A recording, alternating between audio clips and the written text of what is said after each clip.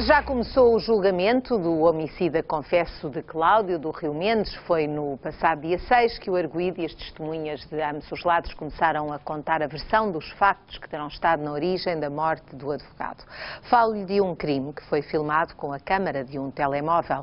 O pai de uma criança foi atingido a tiro pelo avô da mesma criança. O dia 5 de fevereiro de 2011 ficou marcado pela morte de Cláudio Rio Mendes. O crime aconteceu num parque onde ele ia estar com a filha, numa visita a que tinha direito, decretada pelo juiz. Gerou-se uma discussão e o ex-sogro de Cláudio disparou 6 tiros, ferindo mortalmente. O caso seguiu para tribunal e está agora em fase de julgamento. O réu, acusado de homicídio qualificado, incorre numa pena que pode ir até aos 25 anos de prisão. A família de Cláudio continua sem poder ver a neta e tem acompanhado as sessões com muita atenção. Para preservar a memória do irmão, Modesto escreveu e publicou um livro com a história com a versão da família paterna, para que um dia Adriana, a filha de Cláudio, possa saber quem foi o pai e todas as circunstâncias que culminaram na sua morte.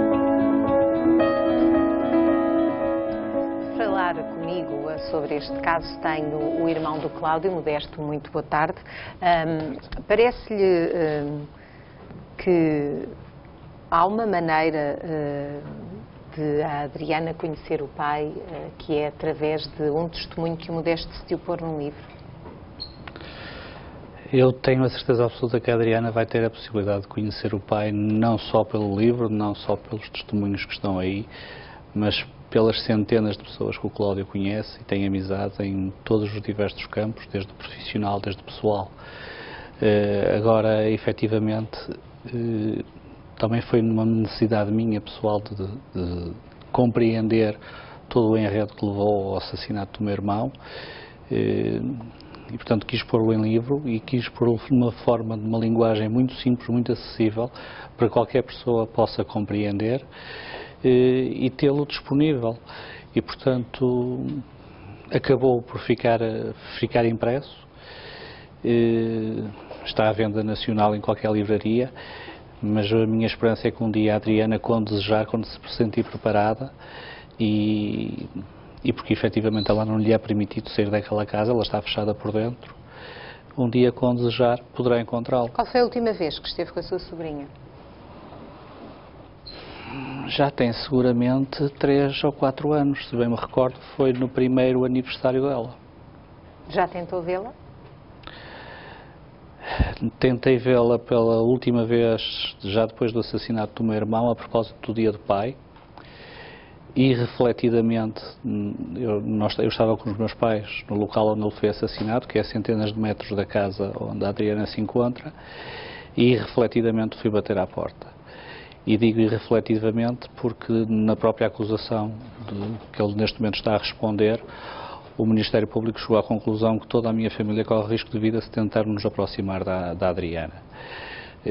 Aliás, foi um dos motivos a determinada altura para a manutenção da prisão preventiva. Depois isso acabou por cair porque alguém veio argumentar como bons juristas que são, que não pode fazer o mesmo crime 2 vezes, ele não pode matar o Cláudio 2 vezes. A sua sobrinha só tem relações com o lado materno da família? Tem relações com o avô que disparou sobre o pai? Sim. Ele está em prisão domiciliária, aguarda a decisão deste julgamento que está a decorrer.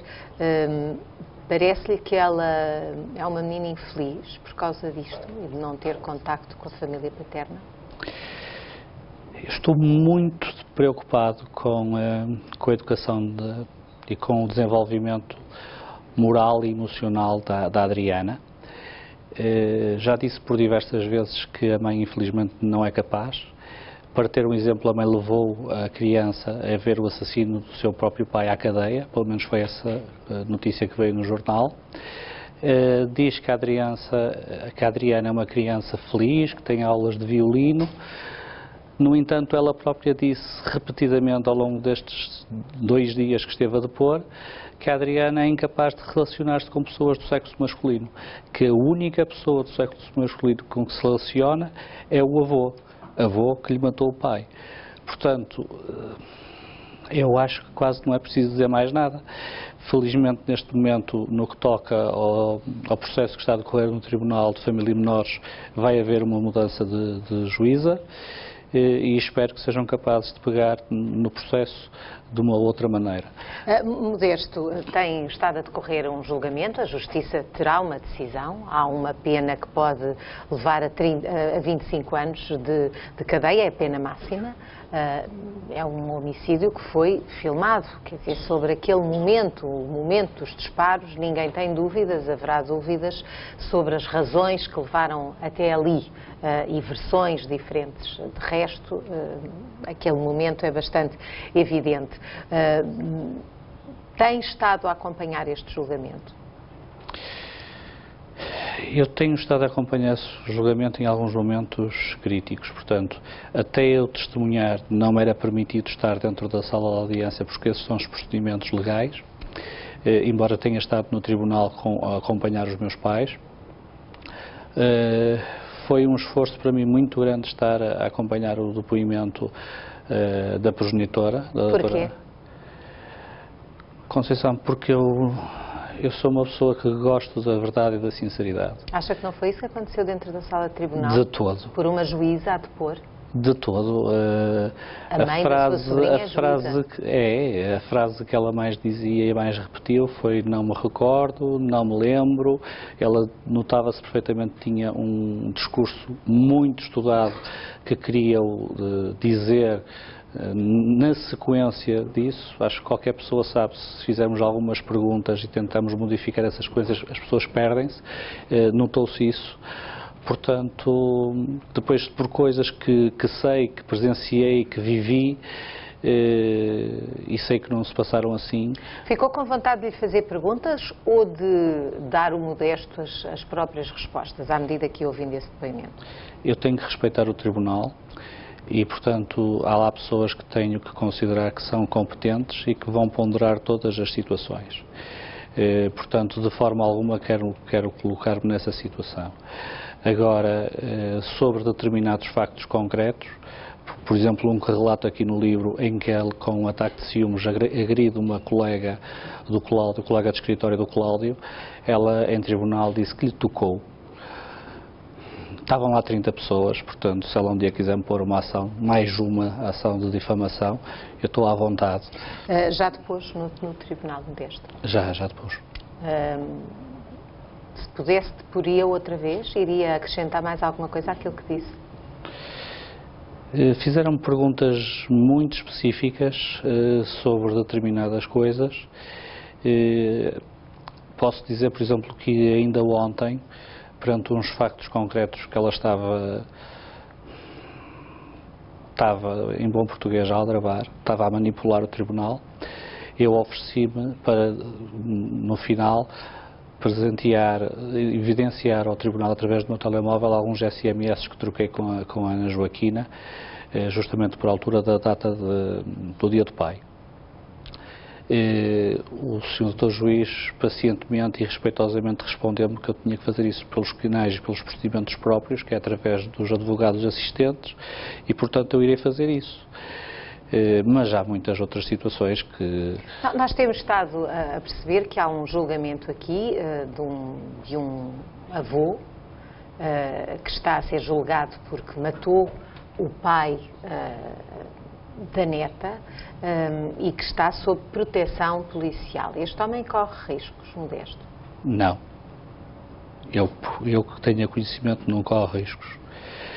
Nesse sentido posso lhe dizer que, olha, para começar, eu já tive a oportunidade de trabalhar na prisão de Custóias e, portanto, não sendo perito, tenho uma noção do que é segurança. Existe, acho que 2 brigadas de intervenção da GNR, há muito homem naquele tribunal, é um exagero. No entanto, é muito fácil introduzir uma arma ou encontrar ou produzir uma arma dentro daquele tribunal. E a esse exemplo eu já apresentei oralmente queixa às pessoas que lá estavam, porque por 2 vezes o arguido, o assassino do meu irmão, entrou dentro da sala de testemunhas, Uma delas estava lá a minha mãe e eu, estava a conversar com ela. No primeiro momento não me apercebi porque eu estava de costas para a porta, e numa segunda vez ele voltou a entrar. Isto porque...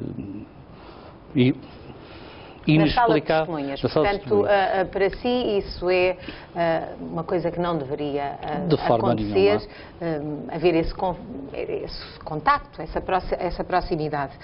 Nós estamos perante, já não é a primeira vez que o Modesto está aqui, esta história, este caso foi conhecido e está a ser acompanhado pelos portugueses, mas há aquela história que fica para trás, aquilo que leva aqui.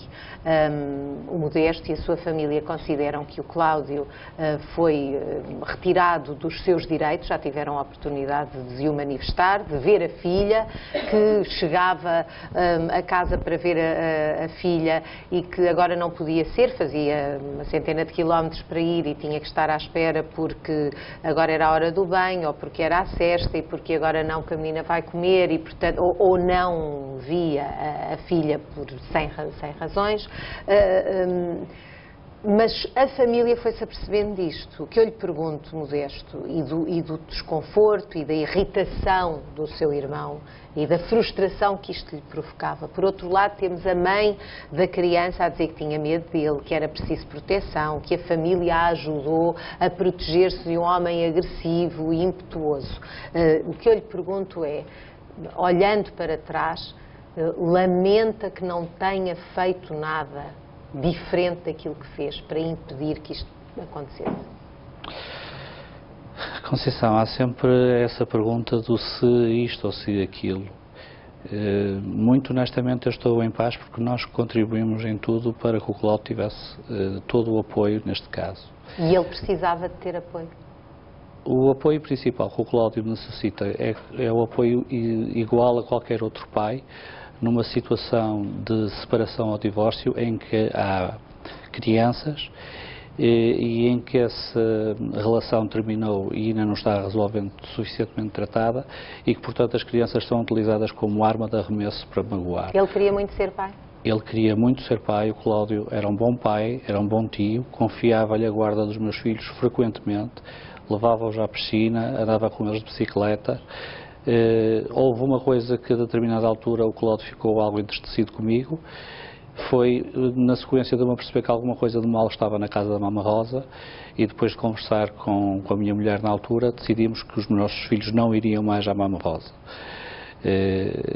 Porque essa é a forma de ser daquela família, eles fecharam-se por dentro, permitiram que o Cláudio entrasse e convivesse lá.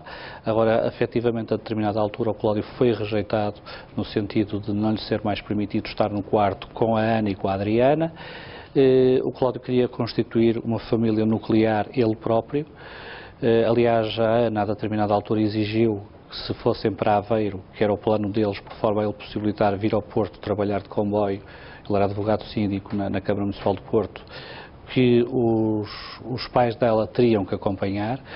Não é uma situação, quanto a mim, normal. Isso é uma situação que, às vezes, por condições económicas, um recém-casados tem que permanecer com os pais ou com os sogros. Não era essa a situação. Portanto, foi toda uma situação anónima. Isso, efetivamente, começou a criar um estado de ansiedade no meu irmão porque ele não conseguia aceder à filha de forma livre. Depois passou a ser impedido disso e, portanto, ele teve efetivamente uma depressão por causa dessa situação, porque ao fim e ao cabo ele foi rejeitado do seu amor que tinha pela Ana e foi-lhe impedido de ser o pai que desejava ser, presente e constante, numa relação perfeitamente sadia. E infelizmente nós temos hoje uma situação de uma juíza que pega na consequência e quer transformá-la em causa. As coisas não se passam assim, mas eu espero que efetivamente, pelo menos no que diz respeito a isso, porque no que diz respeito às verdadeiras causas que levaram ao crime, penso que eles não irão ser capazes de chegar, mas pelo menos a esta explicação conto que o Tribunal atinja e seja com um veredicto muito, muito duro para com aquele assassino. E já agora queria dizer mais o seguinte, só se me permite, porque tenho a certeza absoluta que naquela família estão a observar e estão a tecer considerações muito negativas por mim. Ele vai ser julgado e vai ser condenado, não pelos sentimentos que causou de perda à minha família. Ele vai ser condenado porque matou uma pessoa e porque quis substituir-se como delator, como juiz e como finalmente executor. Não acredita que ele quisesse proteger a filha? Está a falar da Ana Joaquina e da Adriana. Não acredito nessa versão. Eu acredito numa versão em que ele é possessivo, é rígido. Acredito na versão em que ele próprio teve dificuldades em mostrar na altura a sua própria filha, a Ana, aos seus próprios pais, portanto aos bisavós paternos da Adriana. Isso é um facto. A Ana sempre viveu ali, sempre foi para... Os pais sempre foram atrás dela, nomeadamente para Coimbra. Um sentimento de posse, de muita proteção que o Modesto já falou aqui. Ora, nós entramos em contacto com a Ana Joaquina Carriço, ex-companheira do Cláudio, do irmão do Modesto, da vítima deste crime. Considerou não ser oportuno fazer quaisquer declarações neste momento, visto o caso estar a correr em tribunal. Não tivemos, portanto, nenhum elemento a acrescentar àquilo que já se sabe publicamente ou que já foi dito publicamente sobre isto. O Modesto escreveu esta história de amor, do amor entre um advogado e uma justiça e uma juíza, uma história que acaba mal. E tem este livro que tem aqui é o quê, Modesto? Este outro livro foi editado recentemente, inclusivamente hoje vai ser apresentado no que penso que será o Reservatório Mãe d'Água, aqui em Lisboa, às 6h30. Foi escrito por um outro membro da associação que o Cláudio pertencia para a igualdade parental e direito dos filhos. Porque ele estava inscrito numa associação que pretende defender os direitos dos pais que não conseguem ver os filhos, que têm dificuldade em aceder a eles, filhos que ficam só com as mães. Exatamente. E que as mães muitas vezes não respeitam sequer as decisões dos tribunais. Portanto, ele estava inscrito. É a origem deste livro? É no caso do Cláudio? Não. Este trata outras situações de outros pais e também de outras crianças que sofrem por não acederem a ambos os pais. Foi escrito pelo Nuno Vilaranda, o amigo do Cláudio, e por uma psicóloga, Patrícia Mendes, são os dois coautores. O livro Acha que aqui está um sinal de alerta, é isso, Modesto? Está aqui um sinal de alerta, está. E uma das razões pelas quais eu hoje o trouxe, porque eles fizeram uma grande dedicatória do livro ao meu irmão, sobre exatamente essa situação da luta dos pais por acederem aos seus próprios filhos. Bom, há aqui algum bocadinho deste livro que era mesmo imprescindível que a Adriana lesse? É-me difícil dizer concretamente alguma coisa, mas eu senti-me durante muito tempo amordaçado e calado, nomeadamente quando foi no próprio funeral, e o que me ficou especialmente foi o que os colegas da Câmara Municipal do Porto, na altura, escreveram. Tocou-me particularmente, porque eles assistiram todo o processo do Cláudio, que é e que eu quero continuar a manter assim, como uma pessoa agradável, social, e depois, sobretudo a partir do ano e meio de nascimento da Adriana, em que ele finalmente reconheceu que era impossível ter uma relação matrimonial com a Ana. E em que ele próprio se tornou uma pessoa também diferente dessa pessoa. Sim, feliz, bastante mais angustioso. Mais fechado, com os sinais de uma situação que o estava a perturbar, conforme o Modesto disse. Enfim, este assunto está mesmo entregue, este caso está mesmo entregue à Justiça. Vamos aguardar o desfecho, mas de facto é uma situação não comum, o facto de haver uma criança que perdeu o pai por mãos do avô, mas continua a conviver com o avô, não tendo qualquer contacto com a família do pai. Modesto, muito obrigada pela sua presença aqui no Boa Tarde hoje.